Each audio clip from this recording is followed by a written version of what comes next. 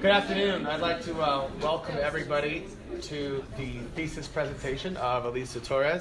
I'm Dr. Al Benthal, Associate Professor of English here at the Abbey, and I've been the advisor for this illustrious project. Ms. Torres today is going to speak to us about piety and the Aeneid, and I'll just say it's a much misunderstood topic, has been for centuries, still is today. What is genuine piety versus the real thing? So without any further ado, I will turn you over to the capable hands of Ms. Torres.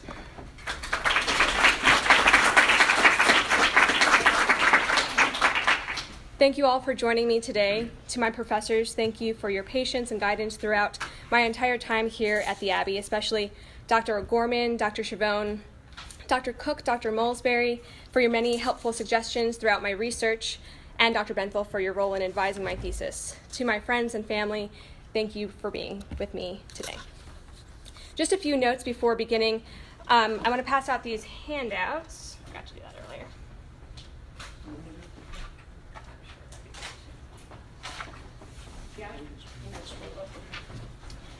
The image on the front of the handout is of Aeneas' flight from Troy, as seen in this image to my right here. This will form an important visual to Piety's three constituents. There's also a list of characters on the back of the handout, and I want to briefly go over a few of those with you right now. Aeneas is the protagonist of the Aeneid. He is a survivor of the siege of Troy, the last great event during the 10-year Trojan War between the Greeks and the Trojans. The Aeneid traces Aeneas' journey from Troy to Italy, where he becomes the ancestor of the Romans. Anchises is Aeneas' father. He dies in Book 3. It is through Aeneas' encounter with his father in the underworld that Aeneas gains the necessary wisdom to continue on his quest. Iulus, also referred to as Ascanius, is Aeneas' son. Venus is the goddess of love and the mother of Aeneas. Dido is the queen of Carthage. Dido's husband was murdered by her brother, and Dido swore never to love another man. She breaks this promise and enters into an illicit marriage with Aeneas. As a result of Aeneas' departure from Carthage, Dido commits suicide. She is also sometimes referred to as Elisa, an unfortunate association, I realize. The roles of the other characters mentioned in the thesis will be explained as I go along. To begin, Pius Aeneas, remembrance, hope, and divine reliance as piety's necessary constituents in Virgil's Aeneid.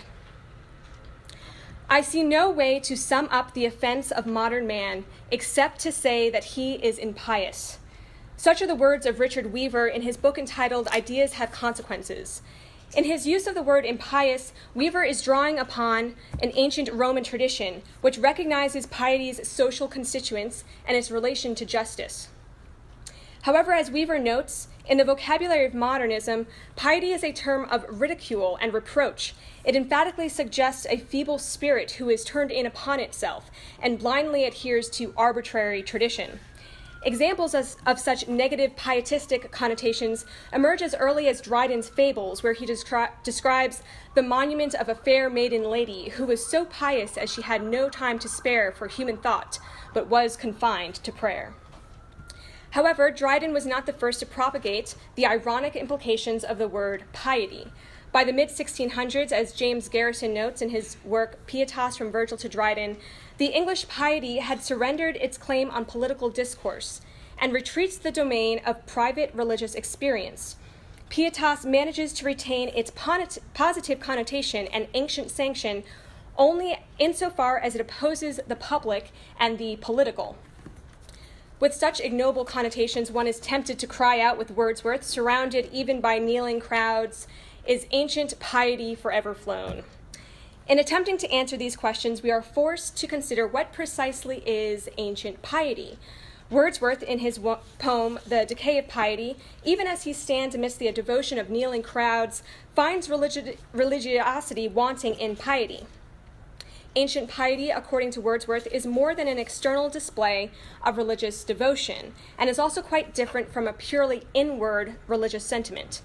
Ancient piety, as Weaver attests, must include the social. But the necessary social constituents of piety are not immediately apparent.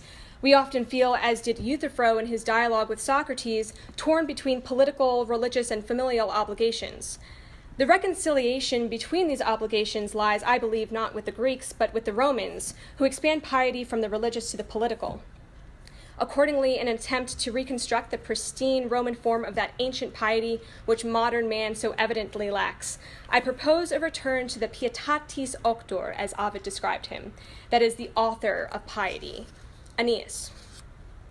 Insignem pietate virum, a man marked by his piety. Virgil provides this description of Aeneas as early as the 10th line in his great Roman epic, the Aeneid.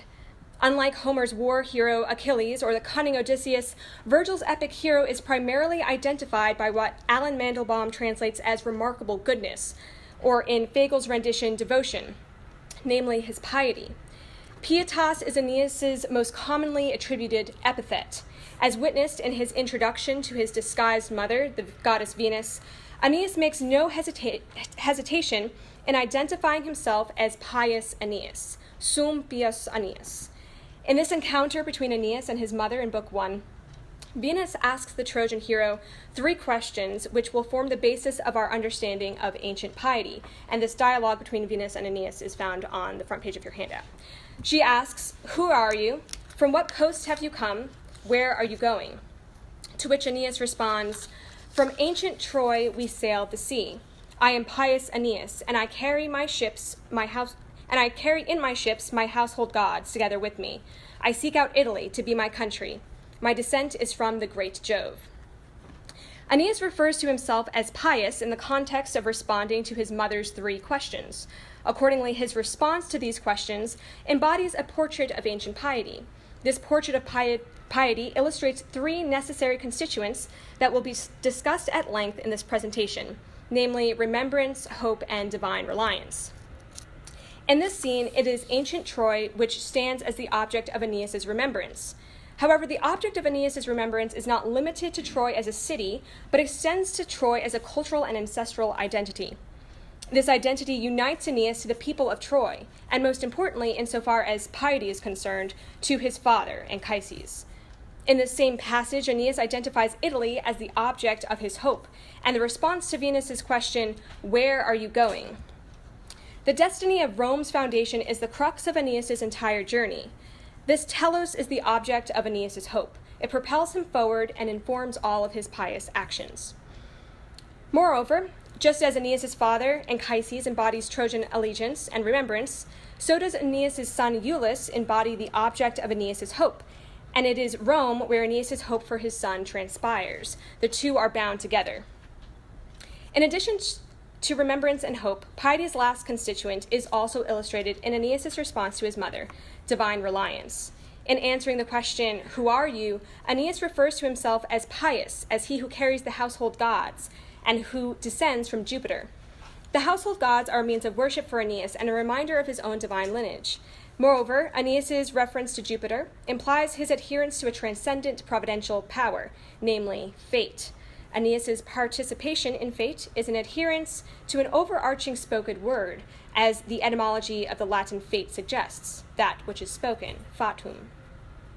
Without this adherence, Aeneas would have brutally murdered Helen and Troy, recklessly abandoned his family, and continued building the walls of Carthage, thereby failing to reach the shores of Italy.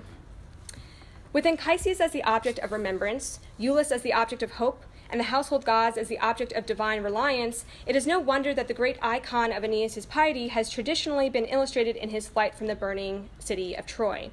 This scene, like many others throughout the Aeneid, perfectly synthesizes piety's 3 necessary components. Having briefly discussed remembrance, hope, and divine reliance, I will proceed to demonstrate their harmonious interplay in 2 of the Aeneid's most iconic scenes, Aeneas's flight from Troy and his departure from Carthage. In the image of Aeneas fleeing Troy, Aeneas holds the hand of his son Iulus, carries his father on his back, and his father bears the Penates, otherwise known as the household gods.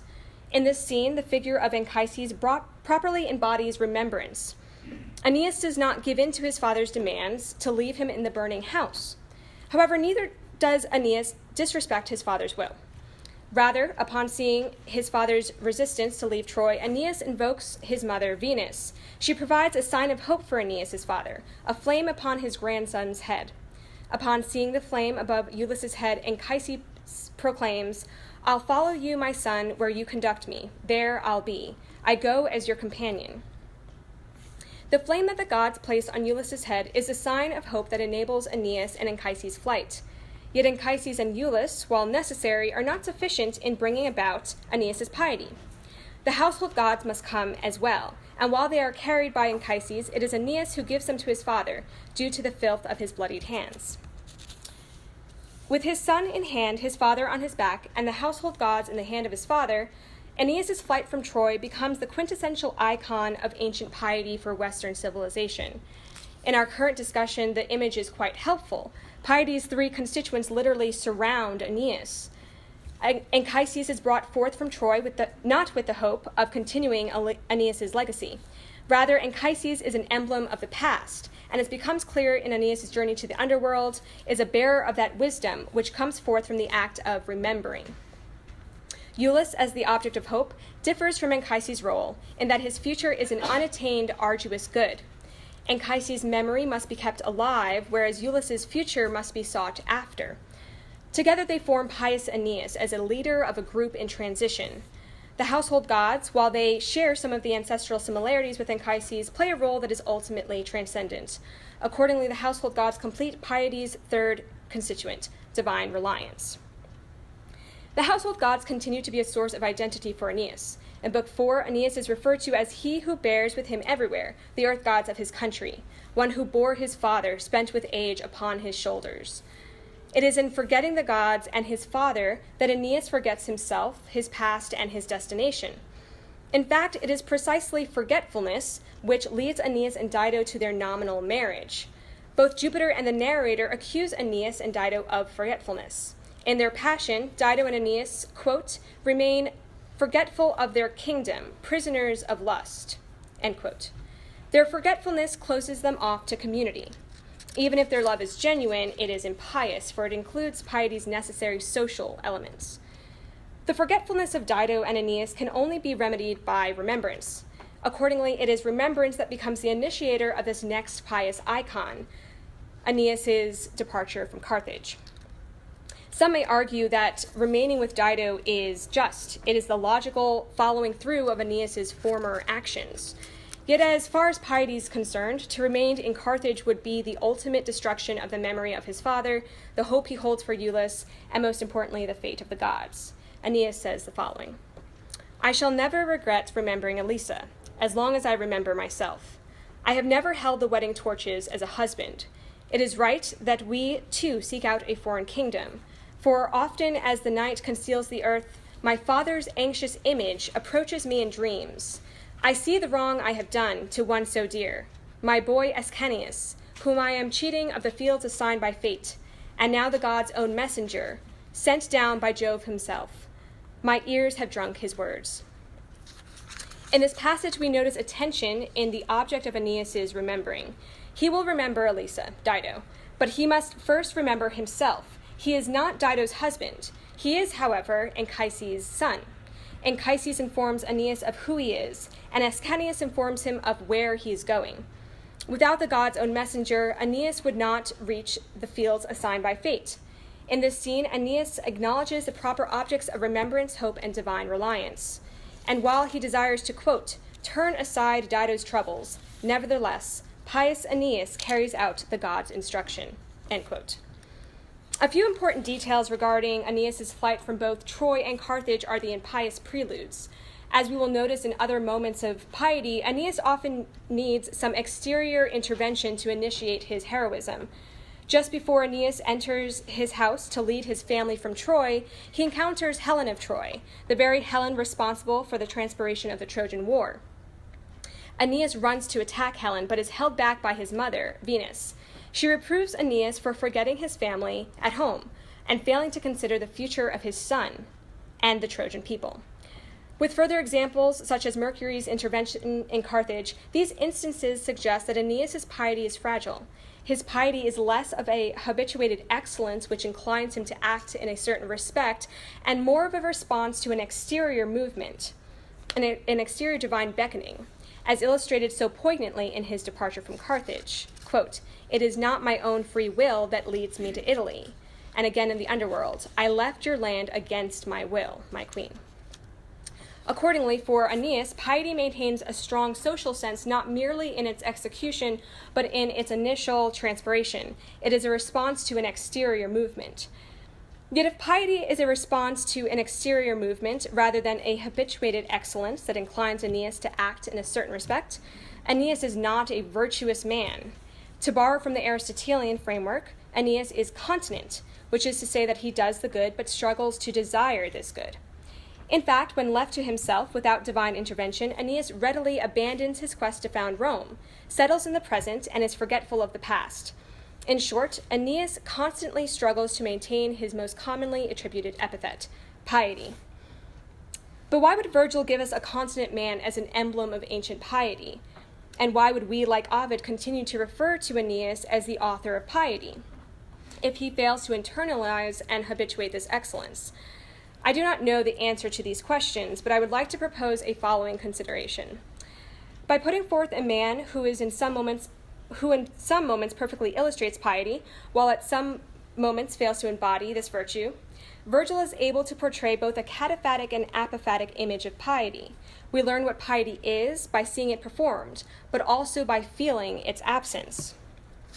In the epic's entirety, Aeneas is only once referred to as impious, vidi impius, and it is by none other than Dido herself. While unhappy Dido is in a rather confused state of rage and agony, her accusation of Aeneas's impiety should not be overlooked. Moreover, Dido is not the only one who identifies Aeneas's impiety. Jupiter himself sends Mercury to intervene, and his divine assistance reveals the inversion of piety's constituents in the actions of Aeneas. As Aeneas begins to build the walls of Carthage, Mercury says the following, and this is also found on the front page of your handout. Are you forgetful of what is your own kingdom, your own fate? What have you in mind? What hope, wasting your days in Libya? Remember, Ascanius growing up, the hopes you hold for your son, to whom are owed the realm of Italy and land of Troy. Mercury's intervention points to the fragility of Aeneas's piety.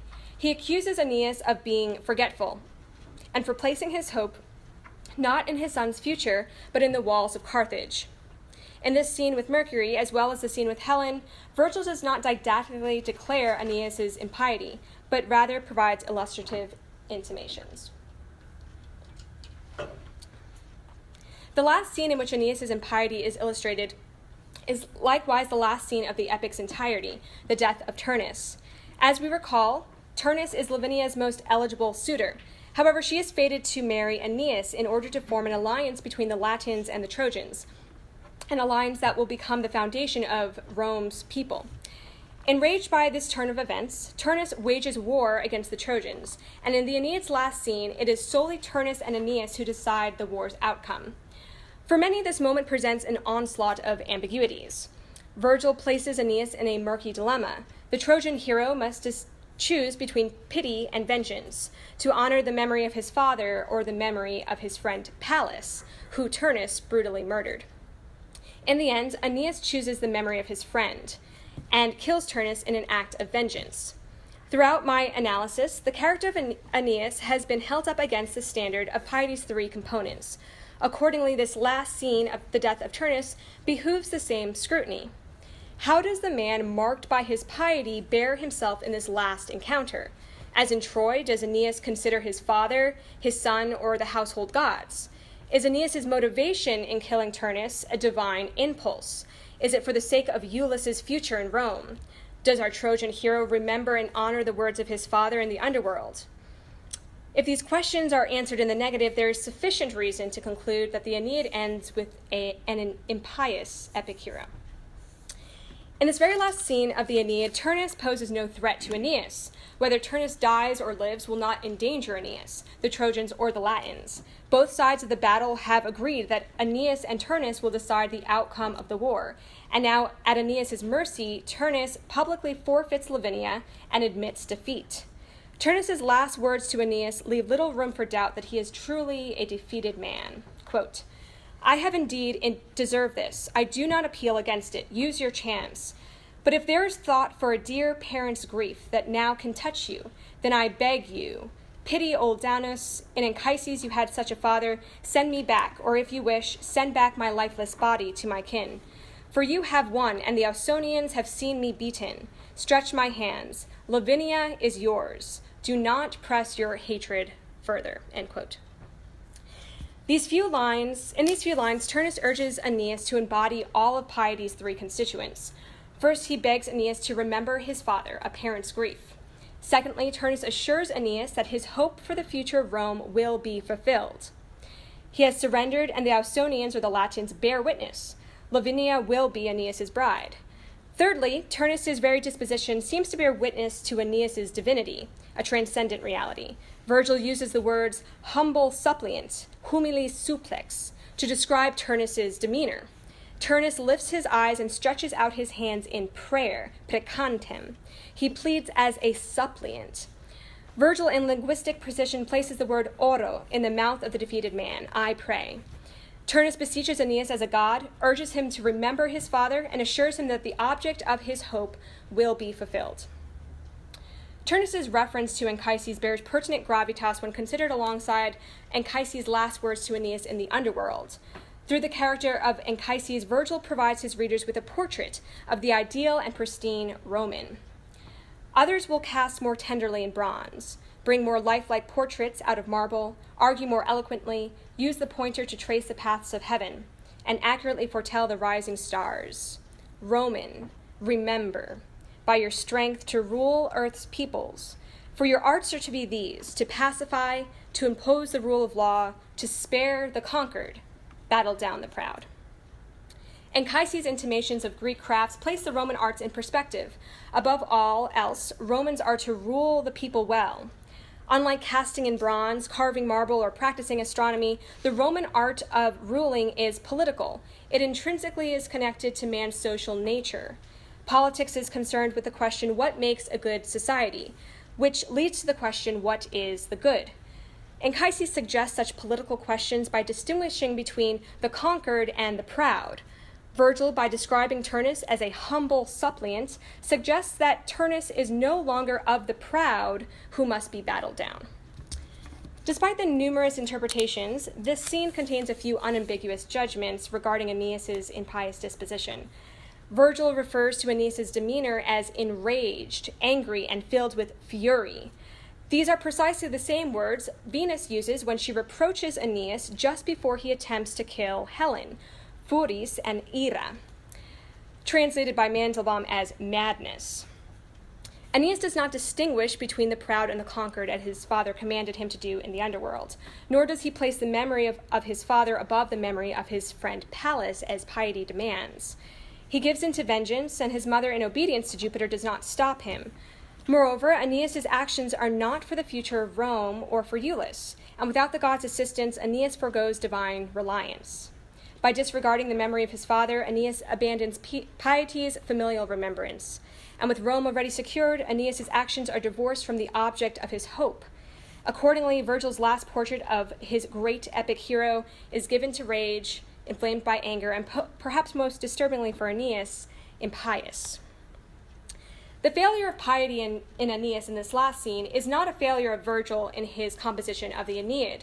Aeneas stands as an emblem to both the people of Rome and to all who contemplate his portrait of the fragility of man and the necessity of social and divine dependency. As Anthony Esselin puts forth in his lecture entitled, What is an Epic?, the greatness of Aeneas is precisely his dependency on exterior forces. Accordingly, Aeneas' weakness enables this Roman epic to encompass its theological nature. Esselin notes, quote, I suggest to you now that the inner adventure of the spirit and the outer adventure of history in the epic are one.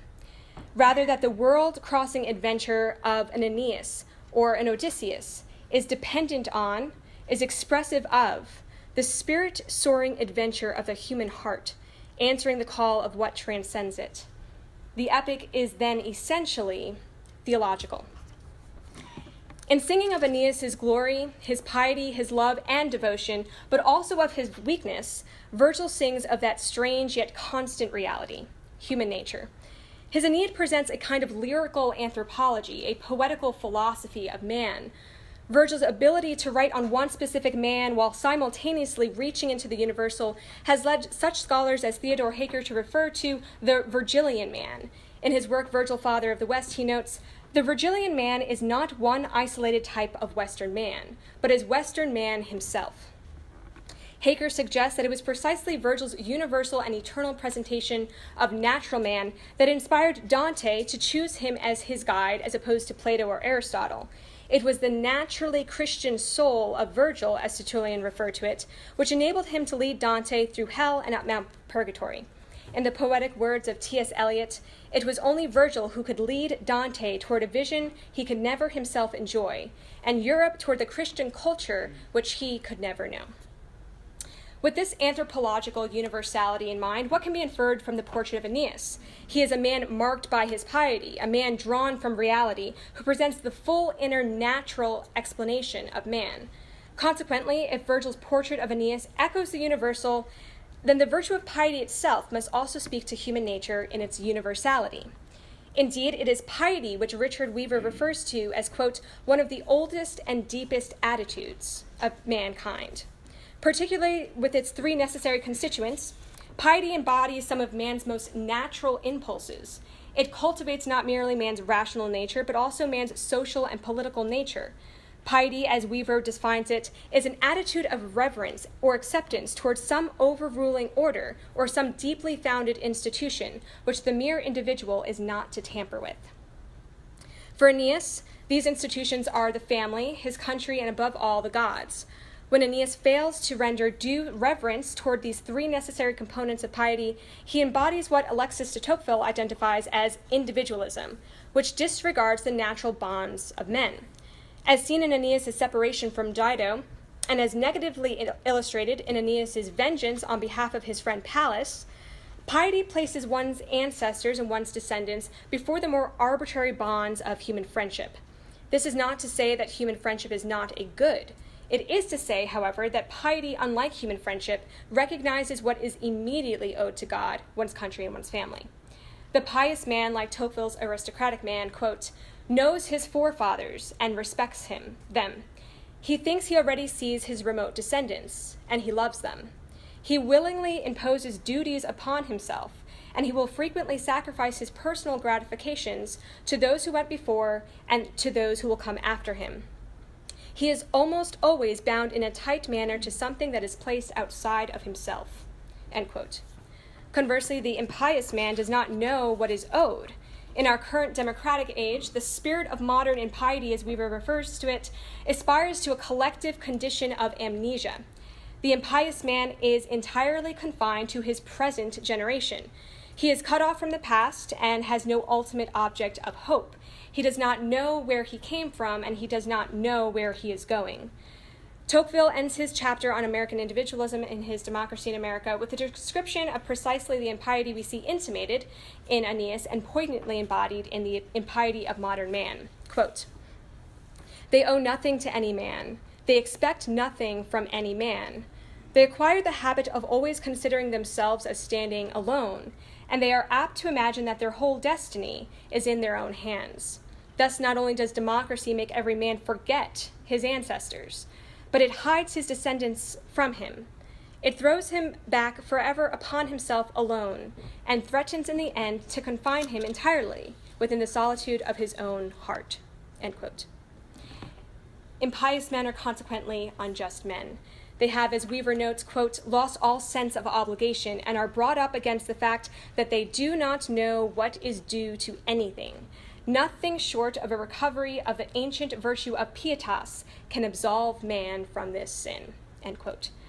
In considering the literary and historical context of piety, Weaver goes on to say, every legend of man's fall is a caution against presuming to know too much, and an indirect exhortation to piety.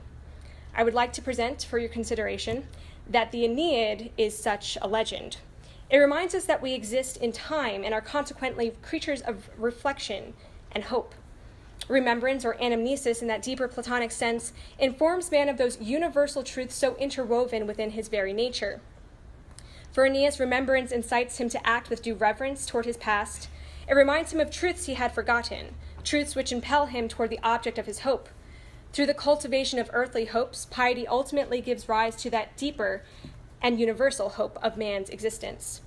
Piety reminds man that he does not exist as a solitary entity, uninformed by the past, blind to the future, or cut off from the transcendent. By first establishing a due reverence to the natural bonds of man, it is this virtue above all others that makes way for a truly Christian society. Piety restores man to his proper place in creation, and it is only through this natural restoration that he can hope to receive supernatural fulfillment. Thank you for your time.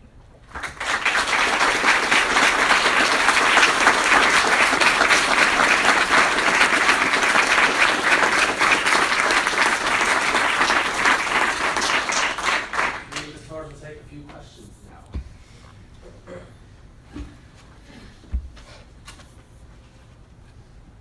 Yes, Jonathan.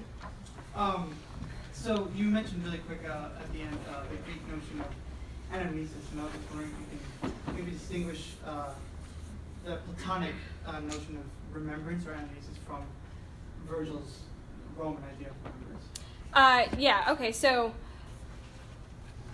Plato's notion of remembrance, you can see this in the Meno, and it comes up throughout a lot of his dialogues.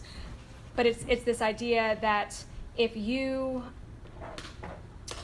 are looking for something, you will not recognize it unless you have the image of it in your mind, unless you already know it to some extent. So Augustine gives the example, to give the Augustinian version of it.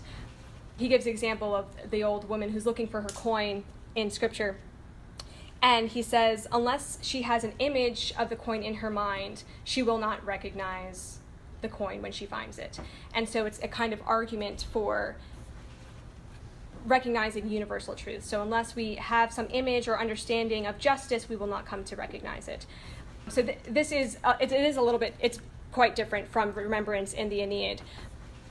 But I think what does link the two ideas together is that remembrance is natural for Aeneas. It's embodied by his father, right? So this natural bond of man, very different from the kind of vulgar sense of piety, right, where there's this kind of arbitrary adherence, blind adherence to tradition. Aeneas shows that no, this is natural. And so in that sense, there is a kind of, right, when you look at anamnesis in the Platonic tradition, it's a natural, it points to what we naturally know, what we know by nature, and what we can know by nature. That's the link that I would suggest, but it is a loose link, and as with everything that you compare, there's obvious limitations. Dr. Siebert? Yeah, great. Thanks for your talk. I know almost nothing about Virgil's Aeneid, but you suggested that that Aeneas might be a sort of preparation for Christianity, or Virgil might be representing him in that way. And so my question is just, or suggestion, is that maybe these three aspects of piety are sort of analogous to the three theological virtues. I don't know if other people have probably said this before, but that faith would be like remembrance. Mm-hmm. Anamnesis is also about knowing who you are, knowing that you're connected to the intelligible realm. Mm-hmm. Faith is about remembering not just historical things, but remembering who you are. Mm-hmm. And then hope, obviously. And then charity is the right relation to God. Mm-hmm. In the Christian tradition, loving God. Mm-hmm. Not just so I'm just Yeah, curious. that's very interesting. I hadn't thought to compare it to the theological virtues. Hope is kind of an obvious one to compare it to. And there is a sense, while I was thinking about this, and what I love about the natural cultivation of piety is that it does make way for the supernatural cultivation, especially the way that Aquinas talks about it too. You know, he says, I think it's the second part of the second part, question like 102 or something like that. He talks about how the natural virtue of piety recognizes, he says, duty owed to family, country, and then he said, God understood as Father. And so in that sense, piety is, especially with the Aeneid, you see this, it starts from what's naturally connected to man. And so in terms of hope, same thing with Aeneas. You have him, the primary object of his hope is in his son. And you see it kind of branch out from there. Rome is connected to Euless. And so, again, I mean, I wouldn't want to impose that there's a kind of Christian hope in the Aeneas, because it's obviously pagan. But I think it's important to begin with the natural, and then as a means to go on to the supernatural. And I think that's, in my reading of the Aeneid, that was helpful in seeing that. And this is why you have Dante, right, bringing him up towards, through hell and through Purgatorio. He's able to demonstrate the natural. When it comes to the supernatural, he leaves that to Beatrice. So, but I want to think about that more and how it relates to the theological virtue. I think it's an interesting thought. Alexis. I was interested in your comparison of piety with the understanding of strict society, and I was wondering, I guess it's kind of parallel to my question, are you thinking of aristocracy as analogous to piety, or saying that they're the same in a way? These features of the aristocratic society, because if they are, I was wondering, then based off your previous answer, if then aristocratic societies have this natural basis that can lead to supernatural piety, or if they just happen to have some same features, and if so, why they can kind of have this sort of thing. Right. I mean, I'm not going to say that Aeneas was, democratic in his last, scene there. I don't want to impose those, regimes on, back onto the Aeneid. But I think there is a similarity in terms of the way that Tocqueville describes individualism. He distinguishes it from selfishness, and he says that selfishness is, it's something that we see in all ages. There's something about individualism that is specific to democracy, and that it's specifically connected to man's social nature. He talks about how in an aristocracy, the chains, there's this chain of dependency between the peasant and the king that is very easy for you to recognize your social dependency. But in a democracy, those chains are broken. And so there is, in that sense, in Aeneas's impiety, there's a kind of break from the natural bonds of man. He places Dido above the more natural bonds of his son and his father and divine assistance. Same thing with his friend Pallas. It's not wrong that Aeneas loved his friend Pallas, but in my argument, I'm suggesting that it disregards a duty owed immediately to his father, to his son. And so that's the comparison that I would want to make. Dr. Thomas and then Dr. Zaki. Yeah, it's a question about the natural as a preparation for the supernatural. Mm-hmm. It's an interesting idea. I think, to some degree, most modern Catholic theologians reject that. Because how are you supposed to get supernatural ends in your head, just through natural means?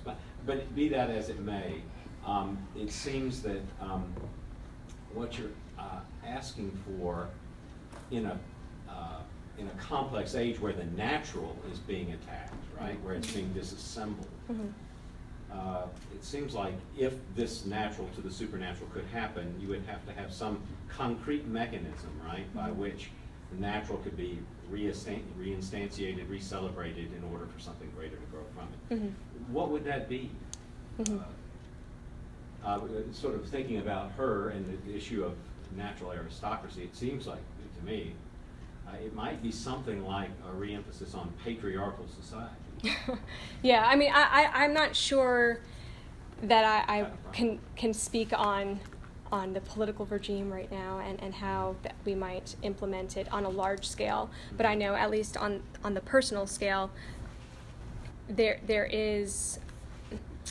There are a lot of things that we can work on in terms of cultivating piety within the home. You can look at it now. There are this idea of, leaving home for the sake of leaving home, without any end in mind. This kind of rejection of one's parents because they're, inconvenient or they're a nuisance. And it's cyclical too. I mean, it's not just the children's fault. It's the parents who want to just, kick them out once they turn 18. So there's a lot of these small things. There's a lot of these smaller issues that we can begin with, and that's what I'm suggesting, that let's start with introducing piety in our own lives. As Augustine says, such as we are, such are the times. Let's start there. And then also not just ending with the family, right? As Tocqueville suggests, as Aquinas also suggests, but seeing the duty that one owes to one's country. And there's this very odd perception of piety that somehow piety, to be pious is to be closed in upon oneself and to reject the social. The way Dryden describes it, she had no time for human thoughts, but was confined to prayer. That's a very perverted understanding of piety, right? And so, I would suggest in terms of, this is part of the reason why I am going into philosophy too, right? Because I think we are so far removed from the natural that it's difficult for me to even talk about the supernatural. I'm also a theology major, so I'm not abandoning that. But yes, no, but there is a sense of we need, if we want to get the supernatural right, we have to begin with the natural. It goes back to Thomas's axiom, gratia non tollat naturam sed perfecit. Grace does not destroy nature but perfects it. So what that looks on a larger scale, I'm not so sure, but we can start somewhere with ourselves. Dr. Benthal, then Dr. Walsworth. Does, in your view, does Aeneas want to found Rome? Does Aeneas want to found Rome? Yeah, that's a good question. So I would say that he struggles with the desire to found Rome. He loves his father, he loves his son, and these loves impel him toward founding Rome. When Aeneas meets his father in the underworld, he says, Anchises says, it was pious love that brought you to me, Aeneas. And he refers to it as pious. And then Aeneas, goes to attempt to embrace him 3 times, and he says, I have come here, for love of you, Father. And so you do see this very strong love of father and son, but in terms of what the duty that implies are sometimes difficult for Aeneas, and we see it with, his affair with Dido, how difficult and painful it was for him to leave the shores of Carthage. He says in the underworld as he's crying, I left the shores of Carthage against my will. And so I think I do want to maintain, my characterization of Aeneas as a continent man, not a virtuous man, which would suggest that he knows what he has to do and he does it. But in terms of loving that, in terms of his heart being in perfect unison, that's something that he struggles with, I think, throughout the whole thing. He's not a virtuous man, he's a cop. I would argue that. Okay. Would you argue that he's a pious man? He's referred to as Pius Aeneas, right? But he struggles constantly to maintain this epithet. So why would Virgil refer to him as Pius Aeneas if he's not pious? Because he demonstrates what piety is in his actions, right? You can do a pious act without being completely and wholeheartedly. It's his nature to love his father and his son and to have this divine reliance, especially with Venus, right? This is also a natural thing, which I think is interesting, that Venus is his mother, which is divine, and so there's already this natural impulse to have this divine reliance. And so in that sense, it's natural. But again, the duties which follow from that, I'm not suggesting that Virgil is working within the Aristotelian framework. I don't want to project that on him, but he shows his vulnerability quite often throughout the entire Aeneid. he struggles to maintain this epithet. You can still be pious without being perfect. Oh, absolutely. Okay. Yeah, I mean, like, pious, he can still perform pious actions without sometimes perfectly be pious. virtuous. And sometimes be genuinely pious. Yes. Yeah. I would agree with that. Dr. Saki, I missed you. You had a question. You had mentioned very briefly at one point natural piety versus friendship. Mm-hmm. And just remind me, did you say piety is higher than friendship? Or demand something else than friendship. Demands more, so not higher necessarily. I'm Yeah, wanting to ask you, right. do you share that view that Mhm. natural piety is somehow higher than friendship? And then you've employed Aristotle, and I was Mhm. just thinking, Aristotle in his Ethics talks about Yeah. friendship, but not about natural piety at all. Right. And it seems to me what you have is in natural piety a love of one's own Mhm. versus a love of someone, in the highest sense for Aristotle, because of their goodness. Right. So anyway, if you share that view, Yeah. why would it be more important to be naturally pious, to love one's hope in one's children and one's ancestors, Right. even if perhaps they're bad, Right. over the love of a person and that you choose because they are good? Yeah. So, Yeah, no, that's a good question. I want to think about that more at some point. But, I mean, just as an initial response, I would say that there's something, I feel like there's something unjust about loving one's friends and neglecting to love one's country, family, and God. That there's something more immediate. take that out of it for now. just natural okay. piety, family. I'm just forcing you there. Right. Still say, yeah, certainly right. If you Yeah. believe in God, then love Right, of God is right, higher right. than Yeah. a friend. But Yeah.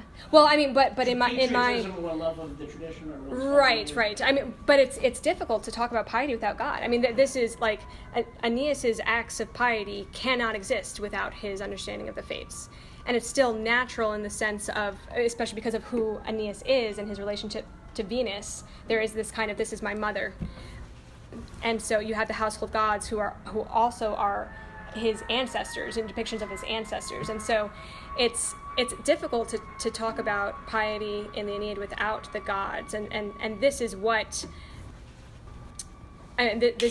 makes it immediately more valuable or more immediate for than friendship.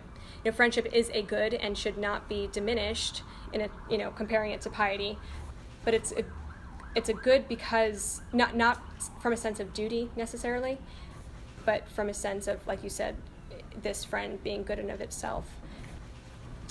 I'm not sure that you necessarily have that choice for your friendship, your family and country, whether or not they are, good. There is a kind of duty that you still have to them. I don't know if that helps. Yeah, it's a start, but I want to think about it more. I feel like there was someone over here. Oh, Dr. Monroe. Okay, so I know that we were talking a long time, but my question is somewhat related to Dr. Benford's, I think, in that what would you say about the tone of this epic and this emphasis on sadness and sorrow? And, he goes into the temple when they're in the cloud and they arrive at Carthage and he sees, and he begins to weep, and he says, things have their tears. Yeah. So that seems to be very much a recurring tone Yeah. of the epic. Yeah. And how does that maybe relate to these ideas that you're discussing? Yeah, no, that's a good question. I think, it's funny when he's talking to Dido and he's about to leave Carthage, he says, if the gods were not involved, I'd be back in Troy. And he declares this very, explicitly. And there is that, and that's why initially I was going to just talk about memory in the Aeneid and how memory works, but I realized that there are so many different uses of memory in the Aeneid that I had to connect it to pious memory, and this is when it's connected to hope. And so these tears and this sorrow that often accompanies Aeneas tend to be memory isolated. Not always, but in many cases. You see it with Creusa, his wife. who has to kind of, be left behind. You see it in even within Anchises, and when he sees him in the underworld, he tries to embrace him, but he can't. And so it suggests that remembrance, it's not nostalgia, right? Remembrance is very different than nostalgia. It's this reflection upon the past which impels one toward the future, right? It doesn't just leave Aeneas in the past. I'd have to go back and really look, because I know tears are brought up a lot in the Aeneid, and I want to look at those passages again and see. From my recollection of it, it tends to be isolated remembrance. It tends to be this kind of longing to return, but that when you have that hope, that object of hope that can impel you forward, there tends to be more courage and less tears. You think of Aeneas' first speech to his shipwrecked men, and they're all discouraged, and he's very downcast, and he says, remember what the gods have done for us in previous hardships. God will put an end to our suffering as well. And he says, hope for more auspicious days. He says, perhaps remembering this one day will be a pleasure. And it propels him forward. And he feels very bad while he's saying. Well, yeah, and then right after, right, it says he feigned hope in his heart, so he faked it, right? Which is again goes back to this continent man, right? I mean, he's doing the right thing and he knows what's right, but it's difficult for him to comply, to fully envelop it. There's a sacrifice involved. Right, but just after, just a few lines after that, a few passages after that, he's walking into the city of Carthage and he sees the relief sculptures of the Trojan War. And he says, for the first time, Aeneas hoped and trusted in his destiny more, even in affliction. And so again, it's that hope which pulls him forward from those tears. And this tends to be the case. So, thank you for your question. How much time do we have? Oh, okay, we have 2 more questions. Hunter and then Jonathan. All right. So the ending, the reading of it as an impious action. Is it possible to read it as a pious action in the sense that, in regard to hope, that if he doesn't kill Turnus, there's a larger potential that there'd be rebellion in the future, and that would endanger Turnus's life, or not Turnus's life, but his son's life, and also his father's legacy, and also the gods that they're bringing into the land, and that potentially this moment of he considers showing compassion would be a moment of weakness, which would kind of seem to be lined up with Rome's general direction and way of doing things. Mm-hmm. Harsher, same kind of guy. Mm-hmm. Yeah, no, it's a great objection, and this is exactly what the ambiguity rises from, and this is the other argument, right? And a lot of people interpret it as such. I have a very difficult time seeing Turnus as simultaneously prideful and humble, right? So Virgil describes him as humble, and then Anchises in the underworld says to battle down the proud and to spare the conquered. At this point, Turnus he's already a defeated man. They've already decided, the 2 camps have already decided, Aeneas and Turnus will decide the outcome of the war. He says, Lavinia is handed over to you. My people have seen me defeated. His leg is injured, so he can't even get up, so he's on the ground. And then he says, remember a parent's grief. And this is very similar to Lavinia's father actually begs Turnus to end the war, and he says, have mercy on an aging father, miserere parentis longaevi. And it's almost these very identical passages of have mercy on a father. Turnus was asked to have mercy, and now he asks Aeneas to have mercy, and he says, remember your father. In Anchises, you too had such a father. Remember your father. And then it's upon seeing the belt of his friend Pallas that Aeneas plunges his sword into Turnus. And so it's divorced from what initially motivates his actions in the icons of piety that I discussed.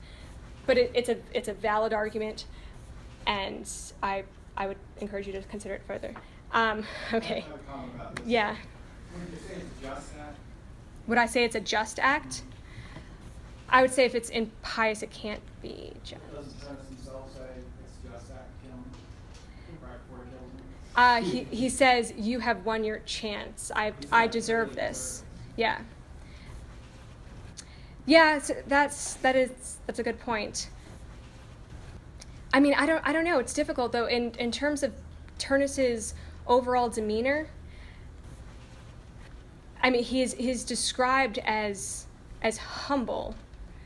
Does the disposition of the one who's killed matter? Well, I mean, for Virgil, it does, and this is what Anchises suggests when he says, conquer the proud, right? So, I mean, he uses this word, so he does suggest that there is something in the disposition of those you are conquering that should be considered.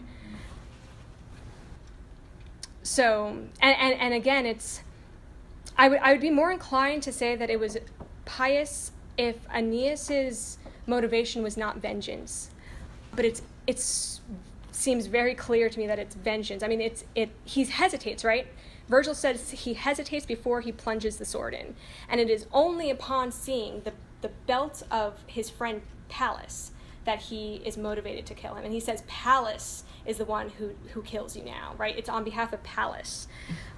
And so it's odd for me to I mean, yeah, so and especially because he's given into fury and rage. That's another thing, that it's, it says, furis and ira, right? These are like precisely the things that he had been battling for so long. And it ends with that. But doesn't that fury and rage serve the founding of Rome? The word for plunging the knife is the same word. Right, condere, right. So Yes. It's incorporated into the higher logic of history, which has been ordained by faith. Yeah. In other words, he has anger, that's true. Right. But that's being used. I mean, his death has been ordained. Yeah. The anger is being used by Jupiter and fates to bring Rome into being. Yeah. Yeah, and right, so you're talking about the word condere, which means to found or to plunge one's sword into, and that has that deliberate ambiguity, perhaps. It's used in the beginning of the Aeneid, line 5, and it's translated as to found. And so I would be hesitant to justify Aeneas's disposition solely because it's being used for a larger overarching fate. You see things in the Aeneid that are fated to happen all the time, that are really messed up. Is it possible that Virgil's morality is not ours? What's that? Is it possible that Virgil's morality is not ours? Devotion, the things that are necessary to the good of Rome are good. Yeah, I mean, that's possible. I just don't know how to reconcile that with other moments in the Aeneid. With why does Venus hold Aeneas's hand back from Helen, or why is he always encouraged to think of his father and be motivated by Iulus? And there's no mentioning of the gods at the end here, anyways, right? And he's not saying I'm doing this on behalf of Rome or because of the. But that's because Jupiter has deliberately withdrawn their power to seek to let it play out. Well, but does that prevent Aeneas from saying I'm doing this for Rome? Yeah, I mean, he's not very much aware of. Yeah. He doesn't do anything very explicitly for Rome, right? At this stage, I mean, he's aware. Well, of in his speeches, he does say we're doing this for Rome. So I mean, he does talk about his son a lot when he talks to his men and. But nobody has any passionate devotion to Rome, because Rome's kind of abstract. So Rome has to use those passionate devotions to other things like Rome's art for some purposes, right? I mean, it's just this abstract ideal. I guess. I mean, it's the embodiment of his love for his son, right? It's always linked to, this is the hope you hold for Iulus. Yeah. Well, So we'll discuss it more. Jonathan, and then that's probably. Sorry, 2 questions. Oh, 2. It's a family privilege. Yeah. I'll be pious. Okay. Pious intent. No, I just want to really go off of what Dr. Pentel was saying earlier about this Aristotelian notion of virtue and conscience. Can a man be called pious if it's not habituated in himself? Because if it is just reduced to external actions and it's not integrated within oneself, doesn't that find the face of, what was it, Wordsworth and Dryden? And they see these actions, but they're like, that's not piety. And so, can you know, just going off of that Aristotelian notion, Mhm. is a courageous man courageous just because he acts courageous and he's Mhm. terrified within himself? Where does that divorce get reconciled? Yeah. And how do you, Mhm. I don't know if you can just Well, I mean, elaborate on that. right, so Virgil calls Aeneas Pius Aeneas. He does not make any distinctions between, you know, oh, I'm calling him pious, but what I really mean is that sometimes he acts pious and sometimes he struggles against this virtue. I mean, this is poetical. It's not a treatise on ethics. So I would start with that. And then the other thing I would say is that it's not that Aeneas struggles with every aspect of piety, right? He loves, I mean, he truly does love his father and son and his mother. And in that sense, I mean, when he's talked about, in several of the descriptions, he's called, Aeneas, he is he who bears the household gods from his country, he who carried his aged father on his back. These are the immediate descriptions of Aeneas, right? They have further implications, and those are the ones that I think Aeneas struggles to maintain.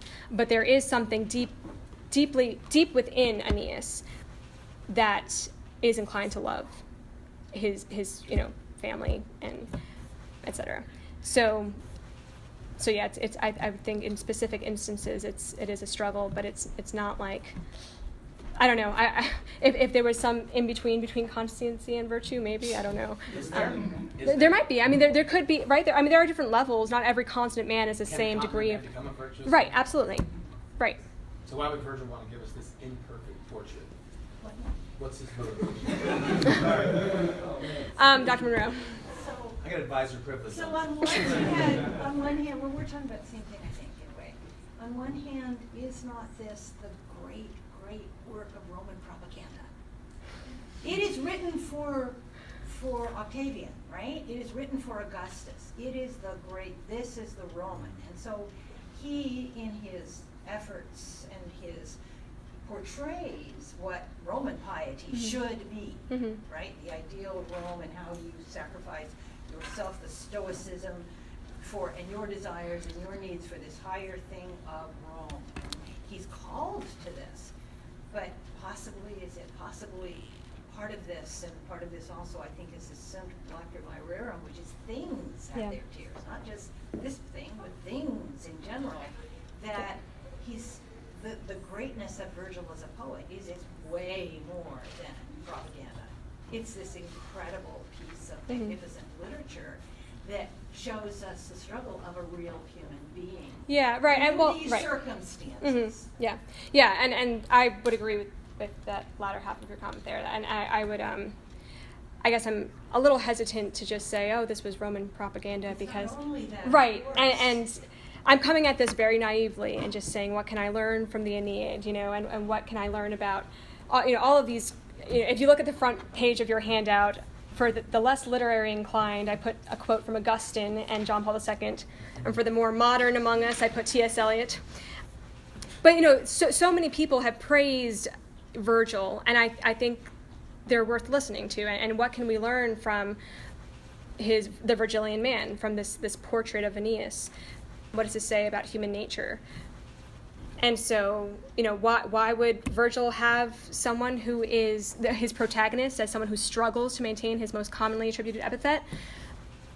I think it very much speaks to human nature and our inadequacy, right? Our need for divine and social dependency.